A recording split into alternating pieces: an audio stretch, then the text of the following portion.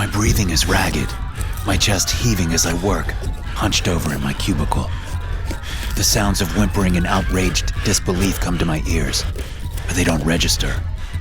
They don't matter. Nothing matters but finishing this work. I know that someone has called the police. I heard their frightened 911 call. It was Rachel Dillard who did it. I never liked Rachel. The scissors aren't very sharp. I've been working with them for nearly 5 minutes straight, cutting, and cutting. Sweat drips off my brow, disappearing into the wetness soaking my pants. Someone vomits behind me. My right hand is cramping, the muscles burning as I continue the work. I managed to get the pinky off my left hand, which made me feel relieved for a moment. But the ring finger still has to go. Unfortunately, it's not cooperating. I don't know where these fingers came from, but they're not mine. Growing frustrated, I bring my left hand out of my blood-coated lap and set it on my desk, shoving my keyboard out of the way. Levering the scissors open, I use one of the blades to saw at the bit of meat and cartilage holding the ring finger to my hand. Finally, it comes free, and I pull my left hand away from it. I lean back in my chair with a contented sigh. It's done. The fingers are off. Finally off. I look down at the pinky finger sitting on the thin blue and gray carpet. Chris, the guy who works in the cubicle next to mine, is lying on the floor, his eyes wide. The blood has stopped pouring out of the hole in the neck the scissors made. I guess he's dead. Oh well. He shouldn't have tried to stop me from removing the disgusting fingers. I couldn't let him stop me. Thankfully, no one else in the office tried to intervene after they saw what I did to Chris. If they had, they would have ended up like him. I stare at the ceiling, only now starting to feel the pain. But the sense of contentment is still buzzing through my body like a drug. Out in the hall, I can hear heavy footsteps coming toward the office. The police are here. Oh, joy. Here's what I want you to do, D-89983, the doctor says. I want you to go into the containment room with the others and just watch what happens. I want you to use the voice recorder we're giving you to narrate what you see. Do you know what narrate means? I look at the man for a long moment. His brown hair is long, tucked behind his ears. His brown and gray beard is thick. The reflected light on his glasses obscure his green eyes. Of course I know what narrate means, I say. Did you not read my file? Surely you people have a file on me, and all the other orange idiots in this hellhole. Dr. Kimball purses his lips and nods his head sadly. You're right, 983. You're right. I was running late this morning and didn't have a chance to read your file thoroughly. All I know is that you were affected by SCP-1311. As he says this last sentence, he gestures at my left hand. The healed nubs of my ring and pinky fingers clearly visible on the table. That's what they tell me, I reply. I'll have to take your word for it. I just knew they weren't my fingers. I don't know how they got there, but they weren't mine. I had to take them off, so I did. Dr. Kimball shifts through the files in front of him while I talk. He opens one up and looks at it. Yes, he says. And you stabbed a coworker who was trying to stop you, correct? That's why you're here? No, I say. I'm here because I was offered a chance at parole instead of life in prison. Yes, Dr. Kimball says again. With your previous convictions, they did throw the book at you, didn't they? I shrug. Of course they did. Any chance they get to throw an ex-con back in prison, they'll take it. Dr. Kimball sniffs as he looks down and reads the file for a few moments. Right. Well, I apologize for not coming prepared to this meeting, 983. But time is of the essence. Do you understand what I want you to do? Sure. Narrate into the recorder. Let me ask you, Doc. Is this going to be dangerous? Not for you, he says. Just stay out of the way of the others, and you'll be fine. The good doctor leads the way out of the interview room and down the hall. 2 meathead security guards walk with us. We step into a simple, unadorned room. There's one long desk with 2 chairs against a wall. There's a single computer on the desk. Opposite the door to the hallway, there's another door. Unlike the door to the hallway, it doesn't have a window in it. As we make our way to this door, I I notice the speakers placed around the room. We pause at the door. Dr. Kimball produces a small silver recording device from a pocket on his white lab coat.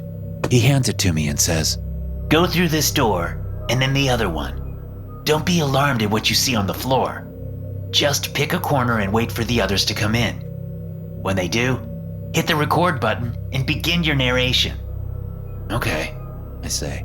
"Easy enough." "Oh, and be sure to note the appearance of anything that wasn't in the room to begin with," he says. "The room is wired for sound, and we'll be listening to everything from out here.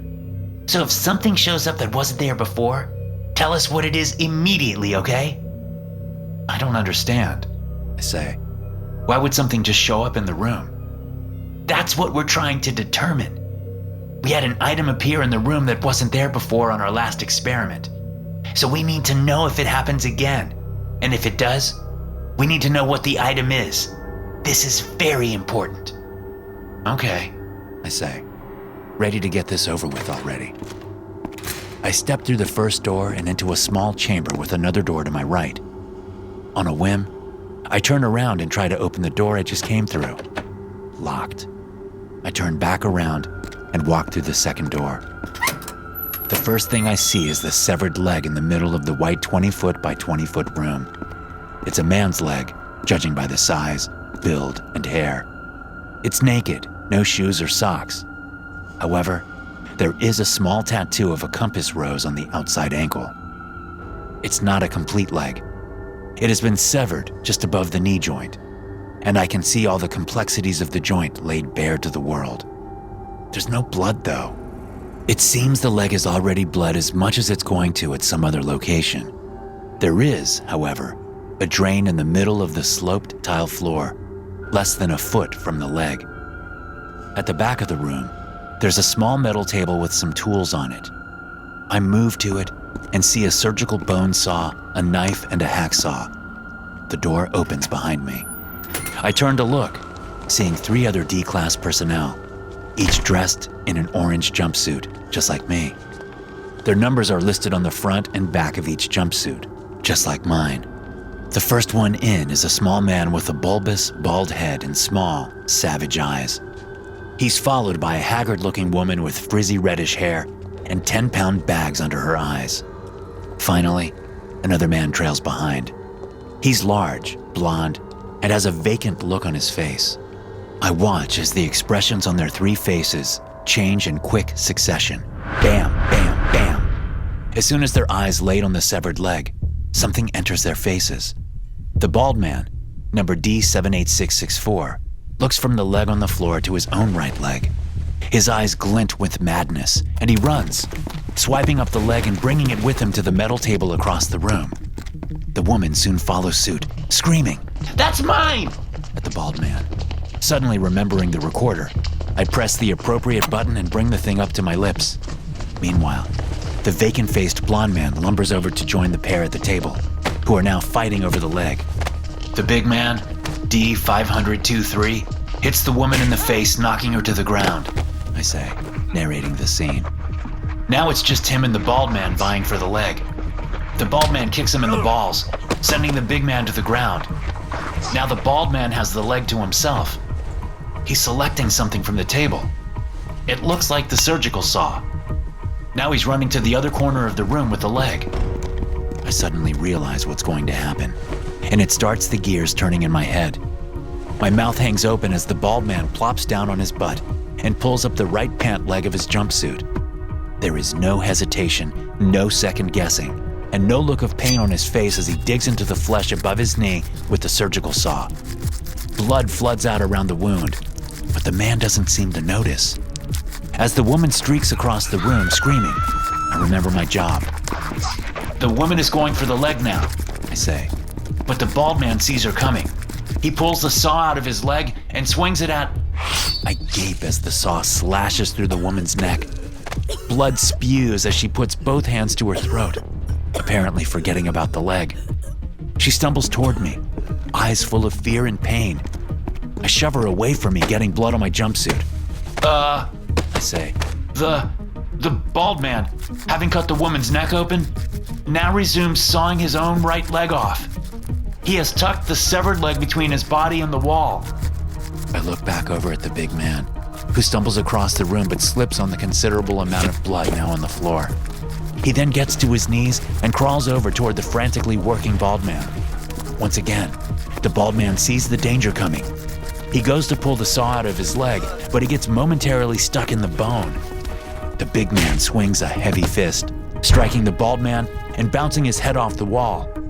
I resume my narration, saying, The big man just knocked the bald man out and is now taking the severed leg across the room toward the metal table. He's selecting a knife from the table. Something catches my eye in the near corner of the room, a small black object. Turning my head to look closer, I see that it's a cell phone. It wasn't there before, and no one has gone into that corner of the room. We're not allowed to have phones anyway.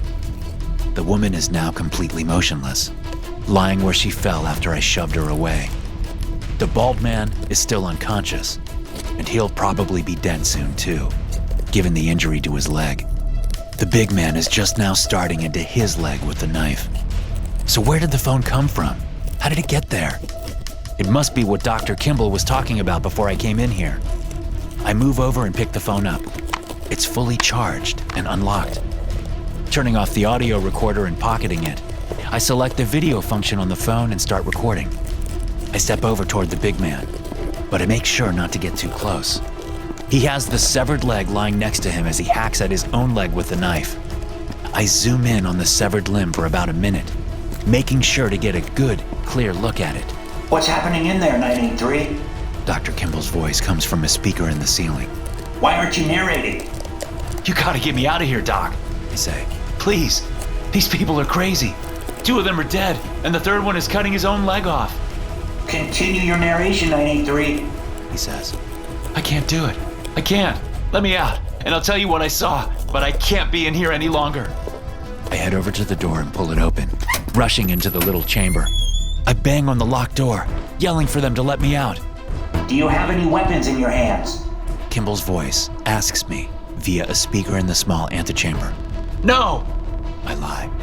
If you do, you will be shot. Do you understand? Yes. As the door opens, I thrust the phone out, holding it facing away from me. It's playing the footage I took of the leg.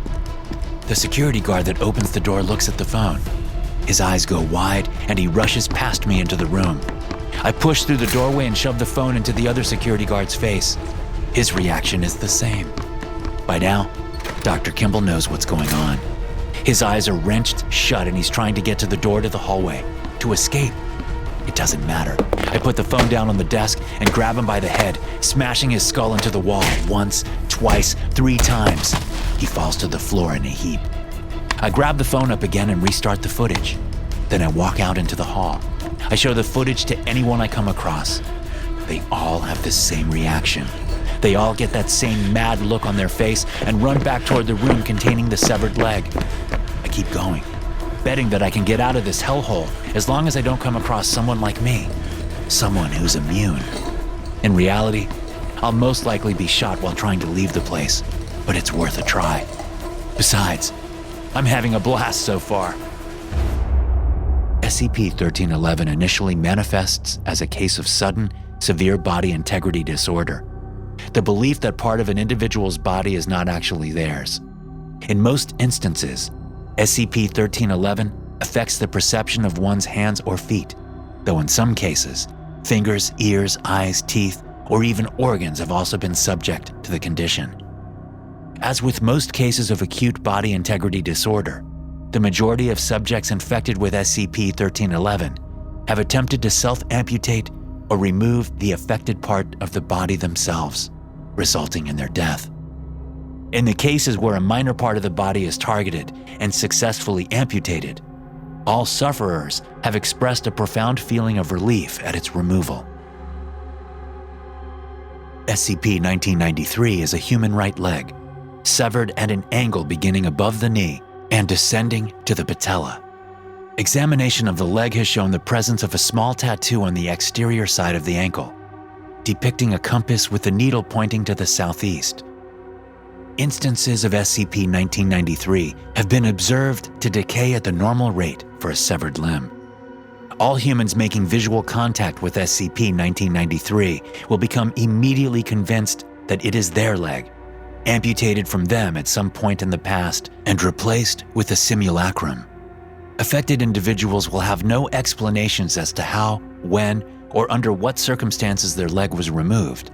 But in no instance has any individual been disabused of the idea once exposed to SCP-1993.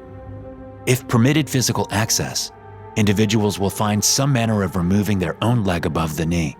Documented incidents have seen individuals applying tourniquets and performing amputations with sharpened pieces of metal, shards of glass, or their own teeth, cutting through skin, muscle, and tendon, dislocating the patella and severing all requisite tendons and the anterior cruciate ligament.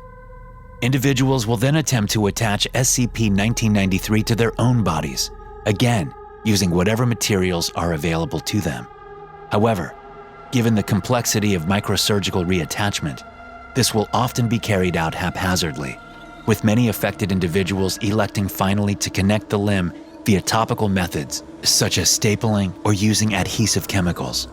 While exposure to SCP-1993 causes affected individuals to ignore or mentally suppress sensations of pain during the procedure, the massive damage caused by the amputation typically results in death by any combination of blood loss or shock. Only those who have been affected by SCP-1311 have proven immune to SCP-1993's effects. Hey guys, thanks for listening. Be sure to subscribe to the podcast for more SCP stories like this one. You can also check out some more episodes from the SCP Experience podcast here. I'll see you in the next one.